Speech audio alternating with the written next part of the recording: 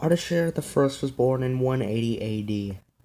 He would rule as the first ruler from the dynasty of the House of Sasan and found the Sassanid Empire.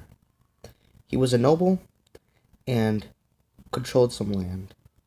He then used this to exploit the current civil war between the rulers, Artabanus IV and Volagases VI, who have been engaged in a civil war since 213.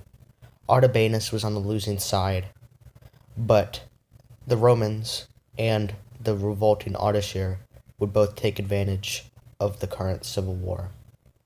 This would lead to the Battle of Nisibis between Macrinus and Artabanus and Volagases, and they would be defeated and repelled, but this would not stop Ardashir. As Ardashir kept on revolting and getting more power with the nobles, he then fought a decisive battle in the Battle of Hormozdgan, and he would kill Artabanus at the battle, and would kill one of his closest advisors, Dad. This would mark the de facto end of the Parthian dynasty, and would mark the start of the Sassanids. Although he would have a holdout of his brother Volagases VI, he would be conquered in 228, with a fully unified new Sassanid Empire. One of his first things was a war with Rome. This would be costly to both, with sieges at Nisibis and a failed attempt to capture Hatra, although this would mark indecisive, as the borders of the pre-war Rome would remain the same, with this being a fruitless endeavor. He then looked to Hatra.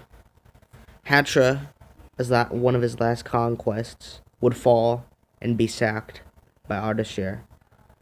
This would prove a very annoyance to him. Even through the fall of the Parthians, they had a de facto independence with heavily autonomous zones. He then would turn east, or before the fall of Hatra, and would largely conquer the Kushans. Although the Kushans would remain a rump state, this was the de facto end of them, and this would be one of the four empires of the Pax Romana that would fall. The four empires was the Han, Kushans, the Parthians, and the Romans, and this would be one of those and would hurt trade. In 240, he would die, and his son Shapur would succeed him. He would be emperor of the Sassanids for 30 years. So let's see. Was Ardashir I a good Sassanid emperor?